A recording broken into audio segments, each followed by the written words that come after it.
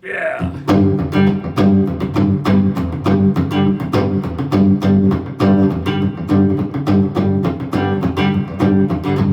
Oh, daddy bought a baby diamond ring.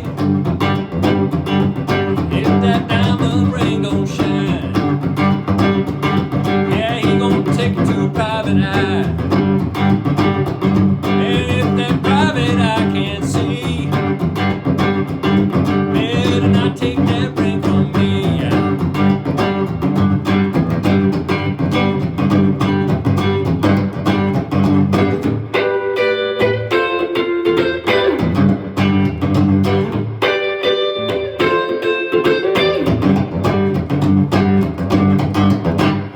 Yeah. All right, guys, I wanted to stop in just for a minute and talk about a couple of guys that I had the pleasure of working with early in my career. Two guys that absolutely influenced my groove, that showed me so much about it. The first one, obviously, is Bo Diddley, and I think it was 1981. We played the Maricopa County Fair in Phoenix, Arizona, and we were hired as the band for Bo Diddley. My friend Mark Prentice and drummer Tom Sawyer, Mark on bass. And pretty cool gig, you know, we're going to work with Bo Diddley, and everybody knows that beat, you know. Basically just a G chord, don't let it ring, and then once you do that. But, you know, we had no preparation, nobody sent us any tapes or anything. And back then you couldn't even, you couldn't internet things to each other, you couldn't email them. So we were kind of walking in cold. I mean, we figured at sound check, it was a 2-show day, and or maybe it was 2 days. I think it might have been 2 days in a row. But anyway, we did 2 shows, and it was 2 shows because I remember why now. And we were there, and we're standing around waiting for Bo, and everything's set up, and there's an amp for him, and my guitar amp, and Mark's bass amp and drums, We're going to be like a power trio with Bo Diddley. And he drives up in a limousine, and he's wearing that bowler hat, and he's got on black shades like this. This is why I wore these, just for him. And he gets out of the car, and, I'm kind of going, wow, that's Bo Diddley. And Mark's like, yeah, it's Bo Diddley. It's kind of like, that's a safe driver, save 40%, that guy. Walks in a place, everybody knows who he is. And he walks up and he looks at me, he looks at Mark, he looks at Tom, he goes, you guys look like you can play, I'm going back to the hotel. Got in the car and left. And that was it. No set list, no keys for songs, no idea what we're going to be doing. And showtime comes and we're up there just, stiff as new kids in school. And I tell you what, he walked on stage and he started going.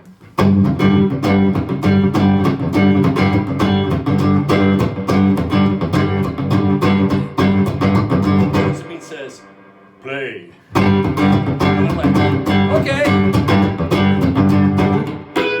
Let me show you that lick up here. First of all, you got to have reverb and vibrato on your old Fender amp.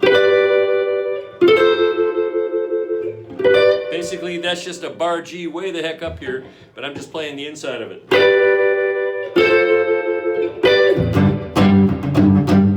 And that's the whole song, By the way, this Paul Reed Smith is a mighty fine Custom 22 from 1997.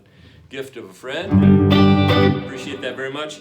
You guys, it's so much fun doing these for you. If you have suggestions, let me know. If you would, there's a red button over there that says subscribe underneath what you're watching. And if you haven't subscribed yet, click on that for me and we'll get all the way up to 450 by the end of the week. I'm really excited. I'm at 450. My daughter is at almost 400,000 subscribers. And I just ran across a young girl who plays drums along with records, and she's at almost 1 million subscribers. But I'd be pretty happy with 450 by the end of the weekend. Happy 4th of July, everybody.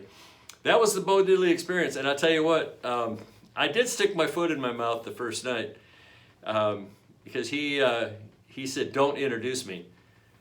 But I did.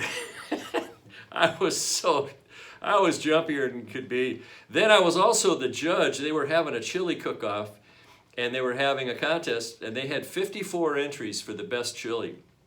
And I volunteered to be a judge, and this is back when I was drinking. So about in 81, I'm drinking Coors Light and tasting 54 chilies. My taste buds were shot. They were lost in the woods.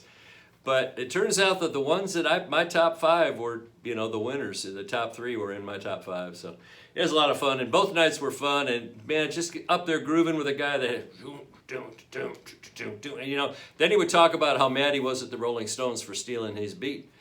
And he was right. I mean, all those things that he did early in the 50s and early 60s, you know, like Hey Bo Diddley and Who Do You Love? I mean, all that stuff went around. Now, that was also, I think, Muddy Waters, Howlin' Wolf.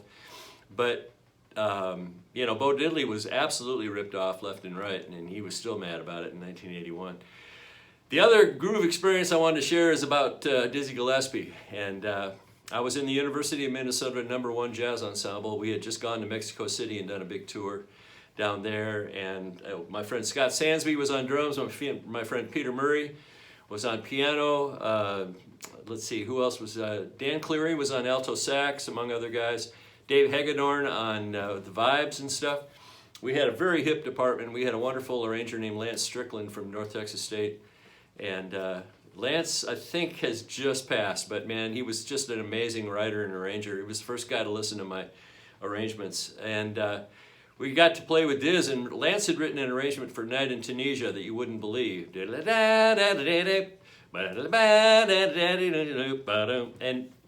it was the coolest thing. And Dizz came in, and we had the charts, and we're all sitting there in Northrop Auditorium at the University of Minnesota. And Dizz comes in, and it's like the same thing. Wow, man, that's Dizzy Gillespie. You know who Dizzy Gillespie is? I had seen him once in Denver back in the early 70s. He had that trumpet with the neck, with the bell bent up in the air, so when he played, the bells pointed up. And he also just had this air about him, you know? He did.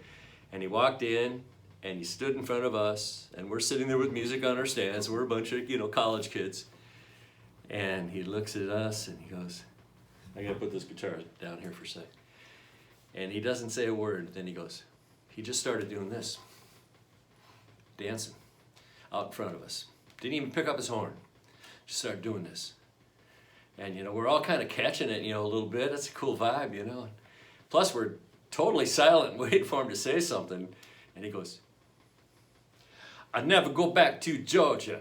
I never go back to Georgia. I never go back to Georgia. I never go back there. Yes, I will. I never go back to Georgia. I never go back to Georgia. And he just got real quiet. And then he raised his hand. He went, boom! And we hit the downbeat like it was born into us. It was the coolest. It was like we were snake charmed by this man. The guy had power. He just, and ever since then, I've always done that with the band. You know, I'll get up there and I'll have something to play, and we'll just, I'll say, let me play it first. I'll just sort of set it up, you know, let everybody kind of get in on it. By the time we start, we're there. But if he had just walked up there like a lot of band directors and go, okay, everybody, 1, 2, 3, 4. Tap on the thing with his little baton, you know. Okay, 1, 2, 3, 4. You're late, you're early, you know. Man, we got some interesting band teachers, and I've been through them all. So thank you, Bo Diddley. Thank you, Dizzy Gillespie, for 2 of the greatest groove experiences of my life. It totally changed me, and there are others too that we'll talk about in a future episode. But meanwhile, you guys, thanks for listening, and hang around and check out some more videos around here, because I love the suggestions on the right-hand side. I go down the rabbit hole all the time, but come back and check in for more of these. Subscribe, please, and don't forget, mahalo keakoa. See ya.